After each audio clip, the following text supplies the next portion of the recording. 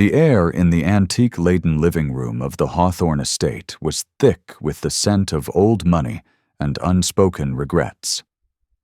Sunlight, fractured by the leaded glass windows, dappled the Persian rugs and cast long, dramatic shadows across the polished mahogany furniture.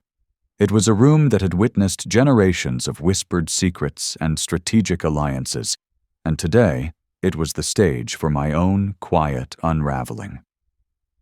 My name is Ilara Vance, though for the past 2 years I'd been known, by necessity, as Ilara Hawthorne. The temporary in my title had always been a cold, hard fact, a constant hum beneath the surface of our meticulously constructed life. It was a pact, a business arrangement disguised as a marriage, designed to fulfill the dying wishes of a formidable matriarch. Mrs. Eleanor Hawthorne, a woman whose gaze could curdle milk and whose will was as unyielding as granite, had decreed it. Her grandson, Julian Hawthorne, the heir to a vast empire built on shrewd investments and a reputation for ruthless efficiency, needed a wife. Not a lover, not a companion, but a wife, a placeholder. Someone to soften the edges of his formidable persona, to present a united front to the world, and most importantly, to secure his inheritance, which was contingent on him being married by his 30th birthday. Julian, at 32, was a man carved from shadows and ambition. His features were sharp, his jawline precise, his eyes the color of a stormy sea.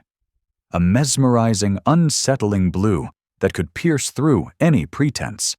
He moved with an understated power, a coiled energy that hinted at a dangerous predator beneath the veneer of civility. He was also, by all accounts, utterly uninterested in domesticity, emotional entanglements, or me. Our arrangement had been simple, stark, and devoid of sentiment. A lawyer, a discreet handshake, and a contract that outlined the terms of our temporary union. I would be Mrs. Julian Hawthorne for 2 years. In exchange, a substantial sum would be placed in a trust for my ailing mother, ensuring her comfort and medical care.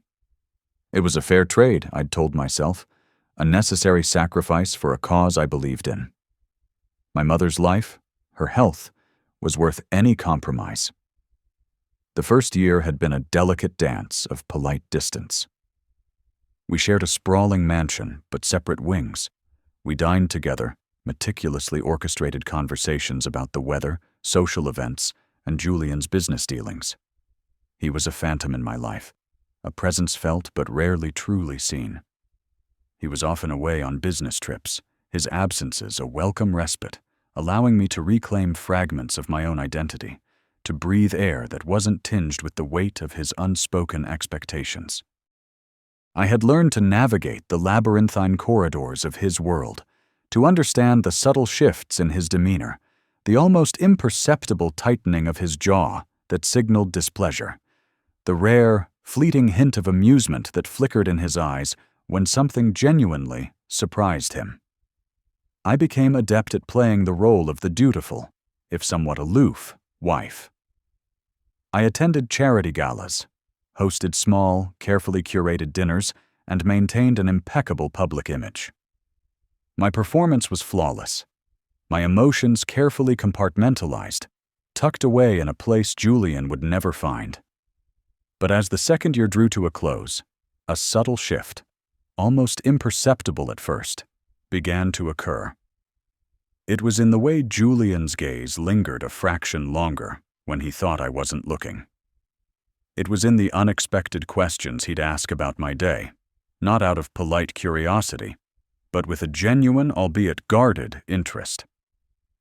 It was in the rare moments when the carefully constructed walls around him seemed to crumble, revealing glimpses of a man I hadn't anticipated.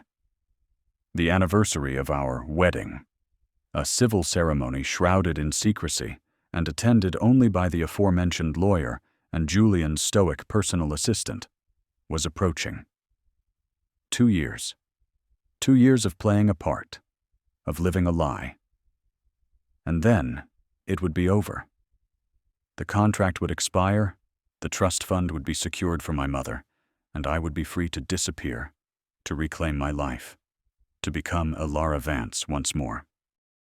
That evening, the air in the Hawthorne estate crackled with an unusual tension, a premonition of change. Julian had requested I join him for dinner in the formal dining room, a rare occurrence. Usually, we ate in the more intimate breakfast nook, a concession to our temporary status. The long mahogany table, set with gleaming silver and crystal, felt like a battlefield. Julian was already seated, a glass of dark red wine swirling in his hand. He was dressed in a charcoal gray suit, impeccably tailored, his tie a deep sapphire that mirrored the color of his eyes. He looked every inch the powerful magnate he was, a man accustomed to commanding attention, to bending the world to his will. "Elara," he acknowledged, his voice a low rumble that seemed to vibrate through the room. "You look radiant." The compliment, unexpected and delivered with a sincerity that felt alien, caught me off guard. I managed a small polite smile. "Thank you, Julian. You look well too." The silence that followed was pregnant with unspoken words. The clinking of silverware against china seemed amplified, each sound a punctuation mark in the growing unease. The roasted pheasant, a culinary masterpiece, was served, its aroma filling the air, but my appetite had vanished. "The anniversary of our arrangement is upon us," Julian began, his gaze fixed on the intricate pattern of the tablecloth. My heart gave a nervous flutter. This was it, the end. The moment we would formally dissolve our charade and go our separate ways. "Yes," I replied, my voice carefully neutral. 2 years. He met my eyes then, and something in their depths made my breath hitch. There was a flicker of something I couldn't quite decipher. A vulnerability, perhaps, or a deep, unsettling resolve. "And I've been thinking," he continued, his voice dropping, becoming more intimate, more dangerous, "about what comes next." I braced myself, preparing for his pronouncement of our impending separation, for the relief that would wash over me, tinged with the bittersweet memory of this strange, fabricated life. "I understand," I said, my voice a little too firm. "The contract is clear. Once the 2 years are concluded, He held up a hand, cutting me off. The gesture was not dismissive, but rather a plea for me to pause, to listen. "No, Elara, that's not what I've been thinking about." He set his wine glass down, the soft thud echoing in the silence. He leaned forward, his elbows resting on the table, his gaze unwavering. "I've been thinking about how much I don't want this to end." My carefully constructed composure began to crack. The words hung in the air, heavy and disorienting. "Julian, I don't understand. We had an agreement, a temporary marriage. It was always meant to be temporary." A slow, almost imperceptible smile touched his lips, a dangerous, captivating curve that sent a shiver down my spine. "Did we, Elara?" "Because I seem to recall a contract. Yes, but I don't recall any mention of it being a finite arrangement. Not for me, at least." He paused, letting his words sink in, the storm in his eyes intensifying. "The divorce, Elara," he said, his voice a low, resonant whisper that promised both heaven and hell, "is not an option." The words hung in the air between us, heavy and potent, like the scent of the lilies in the vase on the mahogany sideboard. Divorce is not an option. Julian's voice, usually a resonant baritone that commanded attention, was remarkably devoid of its usual imperious edge. It was softer, almost possessive. My initial shock, a cold wave that had washed over me at the dining table, began to recede, leaving behind a disquieting tremor. I had spent 2 meticulously constructed years anticipating the sweet relief of freedom. the quiet gratitude of a fulfilled obligation, and the subsequent return to a life unburdened by Julian Hawthorne. Now that carefully curated future felt like it was crumbling around me. I met his gaze, the color of a stormy sea, and tried to decipher the unreadable depths within. Was this a game? Another shrewd negotiation tactic? Julian was a magnate built on ruthless efficiency and shrewd investments, a man who carved empires from shadows and ambition. He had always viewed our marriage as precisely that, a transaction, a means to an end. And I, Ilara Vance, had played my part with quiet dignity, a temporary wife fulfilling a contractual obligation for the sake of my mother's health. "Not an option?" I echoed, my voice barely a whisper, betraying the turmoil churning beneath my composed exterior. I smoothed the silk of my evening gown, a futile attempt to regain a semblance of control. The opulent dining room, with its antique-laden walls and the faint scent of aged wood and beeswax, suddenly felt claustrophobic, the heavy velvet curtains like leaden shrouds. Julian leaned back in his chair, his posture relaxed, yet coiled with an unspoken energy. He picked up his wineglass, swirling the deep crimson liquid, his eyes never leaving mine. "No, Ilara. Not an option." He took a slow sip, savoring it, as if the very act of contemplation was a pleasure he rarely afforded himself. "Our agreement was for 2 years. Those 2 years are nearly concluded." He paused, letting the implication settle. "But the terms of the inheritance, the stipulations set forth by my grandmother, they are a different matter. And my own desires have evolved." My breath hitched. Evolved? Julian Hawthorne's desires evolving was akin to the sun deciding to rise in the west. He was a man of unwavering will, a man who bent the world to his own design. To suggest he had evolved in his feelings towards me, his temporary, convenient wife, felt implausible. Yet the intensity in his gaze, the subtle shift in his demeanor, spoke of something more than mere contractual obligation. "Julian," I began, choosing my words with care. "We had an understanding, a contract. For my mother's care and for your inheritance, it was always meant to be temporary." I tried to inject a note of finality into my voice, but it sounded hollow, even to my own ears. The truth was, his words had planted a seed of confusion, a tiny, unwelcome sprout of doubt about the future I had so firmly envisioned. He set his glass down with a soft clink. "Contracts can be amended, Ilara. Circumstances change. People change." He gestured with an open hand, a broad, encompassing sweep that seemed to encompass the entire estate, and by extension, our shared existence within it. "This estate, my business, they require stability, a certain permanence."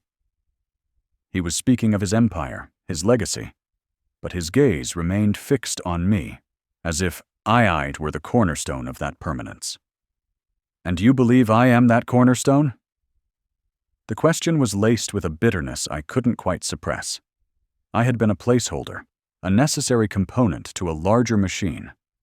The idea that I could now be something more, something permanent, felt like a surreal twist of fate. A ghost of a smile touched his lips, a fleeting expression that did little to soften the formidable lines of his face. "You have proven to be far more than a placeholder, Ilara." His voice dropped, a resonant whisper that sent a shiver down my spine. "You have navigated this arrangement with a grace and intelligence that I did not anticipate. You have brought a quiet order to this house, a subtle warmth that was sorely lacking." His words were a complex tapestry of acknowledgement and something far more unsettling. He was praising me, yes, but in doing so, he was also acknowledging my presence, my impact. And that impact, it seemed, had consequences he was now unwilling to let go of. Julian, I cannot stay here indefinitely. My obligation was for 2 years. Your mother is being cared for, Ilara, and will continue to be. That much is assured. But your obligation to me, to this family, that is a different matter entirely. He leaned forward, his elbows resting on the table, his gaze unwavering. The subtle power he exuded was palpable, a force that had always surrounded him, but now seemed to be directed squarely at me. I will not grant you a divorce. The finality in his declaration was absolute, a granite wall against which my hopes of freedom now crashed. I felt a prickle of fear, sharp and unexpected.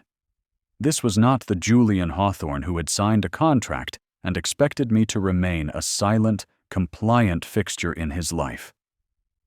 This was someone else, someone with intentions that were as opaque as they were formidable.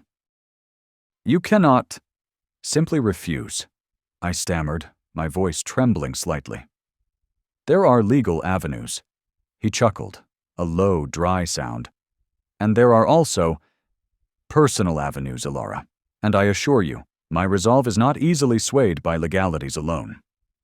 He rose from his chair, his movement fluid and purposeful. He walked around the table, his imposing figure casting long shadows in the dim light. He stopped beside me, his presence a physical weight in the air. I could feel the heat radiating from him, the sheer force of his will. He reached out, his fingers brushing a stray strand of hair from my cheek. The touch was feather-light, yet it sent a jolt through me. It was the first time he had initiated such a personal gesture, and it felt both startling and dangerous. You are my wife, Ilara, he said, his voice a low rumble, and you will remain my wife.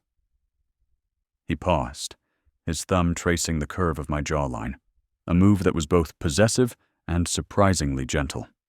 This marriage was a necessity. Now, it is a choice. My choice. I froze, unable to move, unable to breathe. The opulent room, the carefully laid table, the remnants of our final contractual dinner, it all seemed to fade into a blur. All I could focus on was the man standing before me, his eyes holding me captive, his words echoing in the sudden, profound silence. Divorce was not an option. The temporary wife was no longer temporary.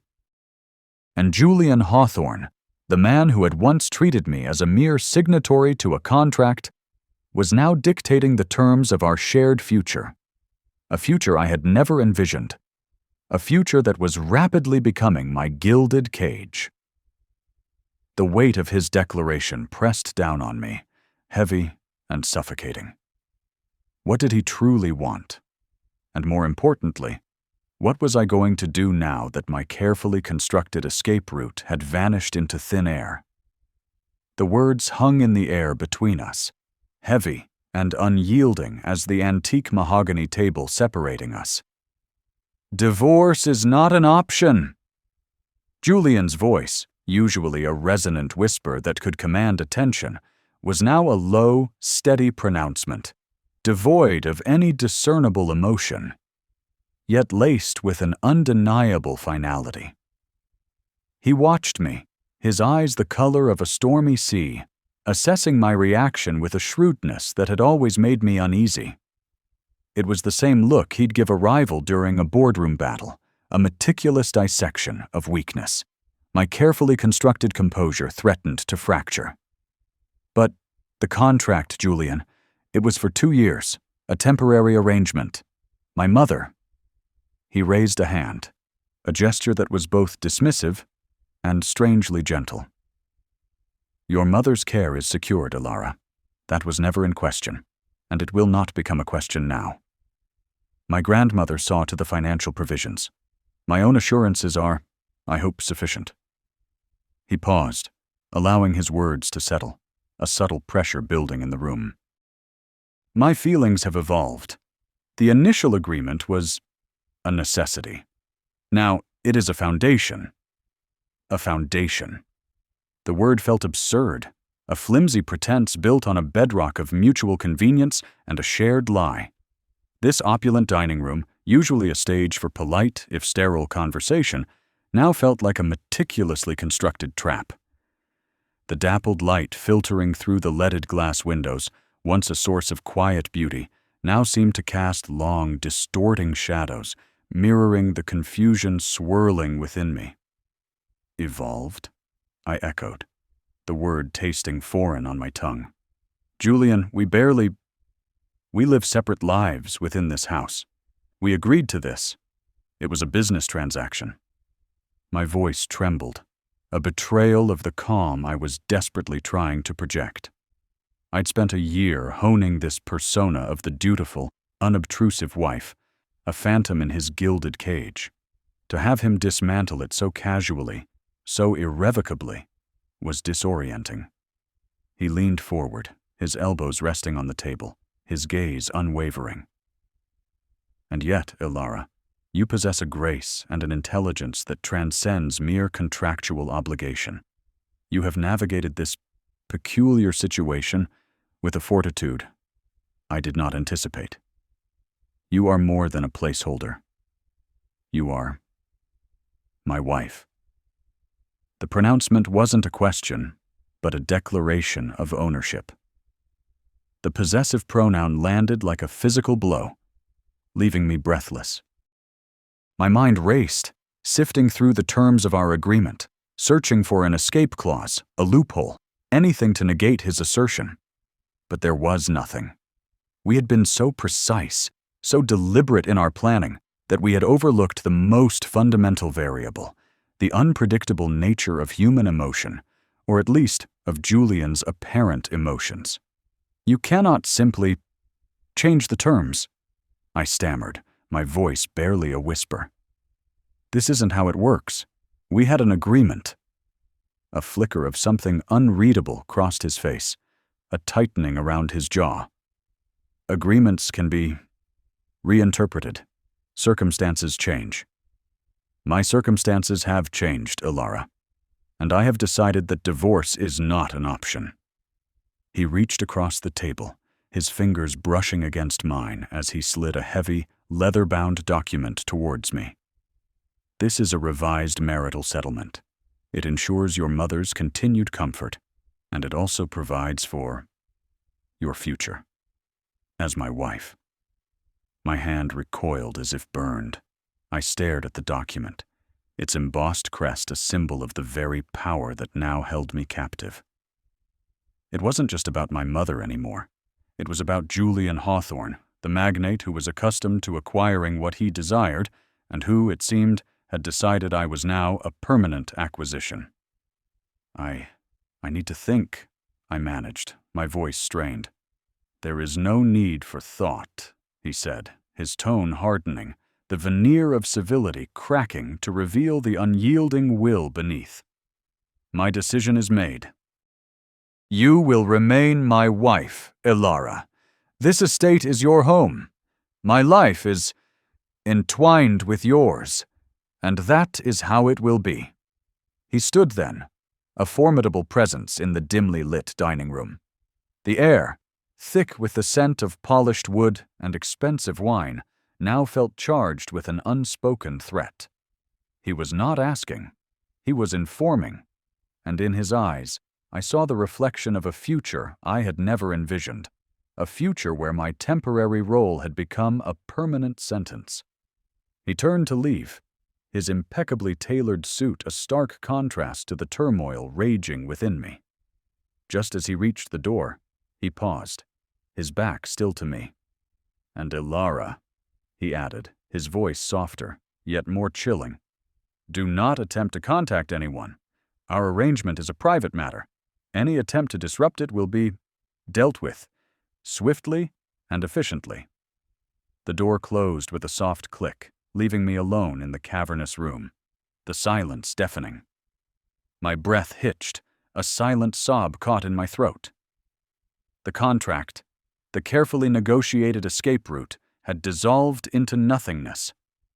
I was no longer a temporary wife. I was Julian Hawthorne's wife by his decree, trapped in a gilded cage with no visible bars, but an unyielding lock. The weight of his decision pressed down on me, crushing the fragile hope I had nurtured for months. My carefully constructed world, built on the premise of a temporary arrangement, had just been irrevocably rewritten. Sleep offered little respite. My dreams were a disorienting blur of Julian's intense gaze and the echoing pronouncement, "Divorce is not an option." I awoke in the vast, cool expanse of the master suite, a space I had meticulously avoided for the better part of a year, now feeling like an imposed territory. Julian had evidently decided that separate wings were no longer conducive to his new marital arrangements. The room was impeccably furnished, a testament to the Hawthornes' wealth and taste.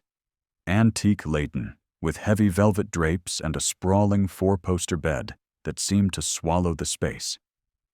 I sat up, pulling the silken duvet closer, a shiver tracing its way down my spine despite the warmth of the room. The air was thick with the scent of expensive cologne, Julian's signature fragrance, a subtle reminder of his presence. I had spent so long cultivating a detached politeness, a professional distance, that this forced proximity felt like an invasion. My mind, however, was already at work. Panic was a luxury I couldn't afford. Julian had made his intentions clear, and his word, backed by his formidable influence, was law in this realm. Arguing was futile. Resistance, as he'd subtly implied, would be met with swift consequences. My focus had to shift. If I was to remain here, if this was to be my life, then I needed to understand the new landscape. I rose and moved towards the floor-to-ceiling windows, pulling back the heavy drapes. The sprawling gardens below were bathed in the soft, dappled light of early morning. Dew clung to the manicured lawns, and the ancient oak trees stood sentinel, their branches reaching towards the sky. It was a scene of serene beauty, a stark contrast to the internal storm I felt brewing. My mother's face swam into my thoughts, her fragile health a constant ache in my heart. Julian had assured me her care was secured, but I needed to verify it. I couldn't allow his personal machinations to jeopardize her well-being. That had been the sole purpose of this charade, and it had to remain paramount. A soft knock echoed through the suite. My heart leaped. Julian. Already? "Enter," I called out, my voice steadier than I expected. It was not Julian, but Mrs. Gable, the housekeeper, a stern woman whose presence usually signaled the efficient management of the Hawthorne household. She carried a silver tray with a single porcelain cup and a small pitcher. "Good morning, Mrs. Hawthorne," she said, her tone professionally neutral, as it always was. "Mr. Hawthorne requested your usual morning tea. Earl Grey with a splash of milk." The gesture, mundane as it was, felt loaded. Julian requesting my usual tea, delivered to the master suite. It was a subtle shift in his behavior, a deliberate inclusion. He was not just asserting his will, he was attempting to integrate me into his life, whether I wished it or not. "Thank you, Mrs. Gable," I replied, accepting the tray. She gave a slight, almost imperceptible nod and retreated, leaving me with the steaming tea and a knot of apprehension in my stomach. I poured the tea, the fragrant steam rising to meet my face. It was a simple act, yet it felt like a ritual, the first conscious act of my new reality. I had to be pragmatic. If Julian was determined to keep me, then I would leverage this position. I would ensure my mother's continued security, and perhaps, just perhaps, find a way to reclaim some semblance of my own agency within the confines of this gilded cage. The days that followed were a study in controlled chaos. Julian's presence in the master suite was a constant, albeit often silent, reminder of my altered circumstances. He would leave for his early morning meetings before I awoke, but his scent lingered, and his side of the bed remained undisturbed. a silent testament to his continued preference for his own space, at least physically. He would return in the evenings, and we would share meals, sometimes in the formal dining room, other times in a smaller, more intimate study. The conversations were stilted at first, circling around superficialities. He'd inquire about my day, about the books I was reading, about the estate. I responded with polite, measured answers, carefully curating my words, wary of revealing too much, of giving him any leverage. He, in turn, offered glimpses into his world, the complexities of his business dealings, the ongoing legal battles with rival corporations, the relentless pressure of maintaining the Hawthorne empire. One evening, as we sat in the study, the fire casting a warm glow on the antique-laden walls, he spoke of his grandmother.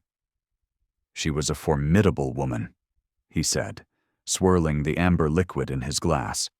"She understood power, and she understood legacy. She believed that family, and by extension, the continuation of that legacy, was paramount.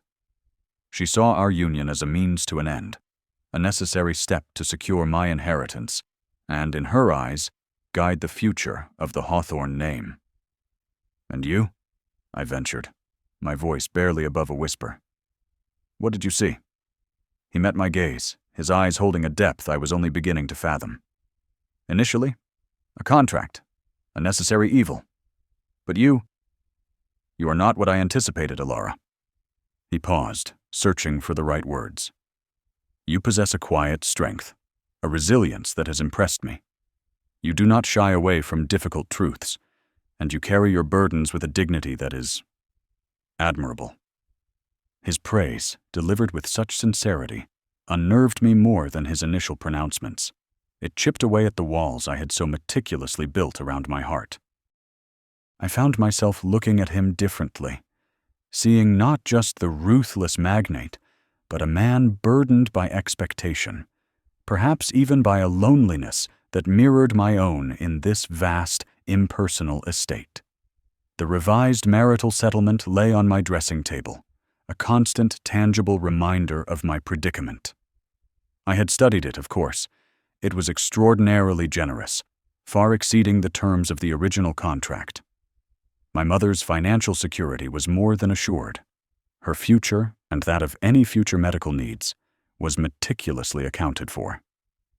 There were also provisions for me, for my education, for my own independent ventures, should I choose to pursue them.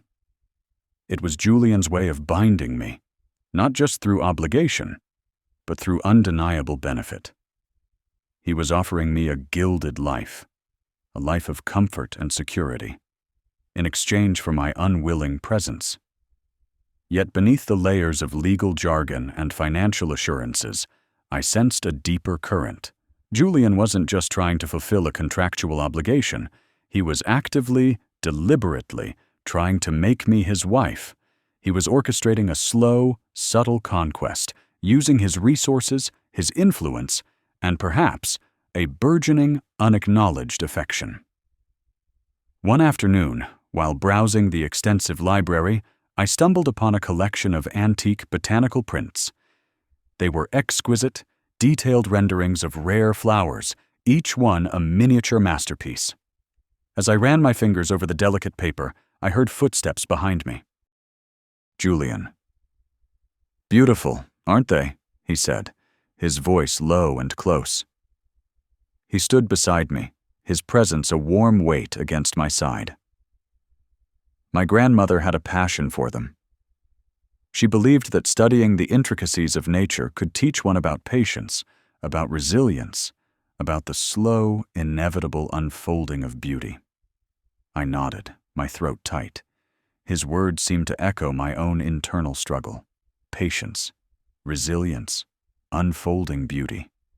Was that what he saw in me? Or was he simply projecting his own desires onto the situation?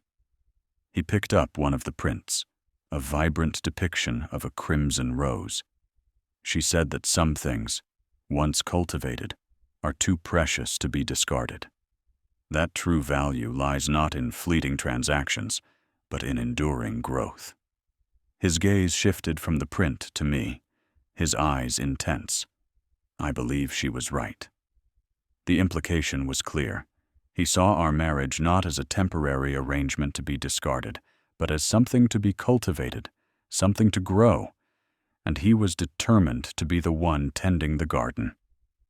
I was trapped, not by chains of steel, but by silken threads of obligation, comfort, and a man's unyielding will. The escape route I had so carefully planned had vanished, replaced by a path I was being compelled to walk, one step at a time, into a future I could neither understand nor control. The temporary wife was still a wife, but the temporary part had been irrevocably erased. The heavy silk curtains of the master suite, the same deep sapphire as Julian's eyes on a particularly turbulent day, were drawn back. Sunlight, dappled and diffused through the ancient oak leaves outside, painted shifting patterns across the antique-laden Persian rug. I sat at the vanity, the cool ivory surface a stark contrast to the warmth of the morning sun on my skin. My reflection stared back, a woman I barely recognized. A temporary wife who was no longer temporary, ensnared in a life she had meticulously constructed to escape. The silver tray, bearing a delicate porcelain teacup and saucer, sat beside me.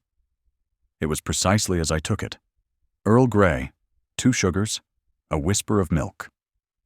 Julian's subtle gesture, his ordering of my customary morning beverage, felt both intimate and unsettling. It was a quiet assertion of his awareness of me, a domesticity he was weaving into the fabric of our contractual arrangement. He was no longer content with mere proximity. He was encroaching, meticulously, on the edges of my life. My fingers traced the cool ceramic of the teacup, the porcelain smooth and flawless. It was a testament to the impeccable standards of the Hawthorne estate, a world of curated perfection that I had once viewed as a temporary refuge. Now, it felt like a gilded cage, its bars forged from obligation and Julian's unyielding will. The substantial sum that was to secure my mother's future, the very reason for this charade, now felt like a ransom. I could still hear the echo of his voice from the night before, resonant and steady, dismantling my pleas for freedom with a chilling pragmatism. Divorce is not an option, Alara. Not now. Not ever. He had spoken it with the same certainty he would discuss a shrewd investment or a ruthless business acquisition. His evolved feelings, he'd called them. I had seen no evolution, only a shift in strategy. He had declared his ownership, not with grand pronouncements, but with the quiet, undeniable power of a magnate who simply decided what belonged to him. My gaze drifted to the sprawling grounds visible through the window. Acres of manicured gardens, rolling hills, and the distant shimmer of the lake. It was a kingdom, and I, the temporary queen, was now expected to reign. But my crown felt heavy, fashioned from the weight of his expectations and the crushing reality of my predicament. Julian Hawthorne, a man carved from ambition and shadows, had decided my role was no longer temporary. He had decided I was his. The thought sent a familiar tremor of apprehension through me. He was a formidable man, his intellect as sharp as his tailored suits, his gaze capable of dissecting a person's intentions with unnerving accuracy. I had always been acutely aware of his power, the unspoken authority that radiated from him, the coiled energy that hinted at a formidable will. Now that power was directed at me, not as a business partner or a contractual obligation, but as something far more personal and infinitely more dangerous. I picked up the teacup, the warmth seeping into my chilled fingers. I had to be pragmatic. My mother's well-being was paramount. Julian knew this, and he was leveraging it, not cruelly, but with a shrewd understanding of my vulnerabilities. He had presented me with a revised settlement, a document that undoubtedly offered more than I could have ever negotiated, ensuring my mother's continued comfort and care. It was a magnanimous gesture, yet it felt like a silken leash tightening around my neck. He had also warned me, his voice dropping to a resonant whisper that sent a prickle down my spine, against contacting anyone about our private arrangement. My freedom to speak, to seek counsel, was also being curtailed. I was effectively isolated, a prisoner in a palace of his making. I took a sip of my tea. It was perfect, as always, but the sweetness was laced with a bitter irony. I had entered into this marriage with a clear exit strategy, a 2-year lease on a life that wasn't mine. Now, the lease had been irrevocably altered, the terms rewritten by Julian Hawthorne himself.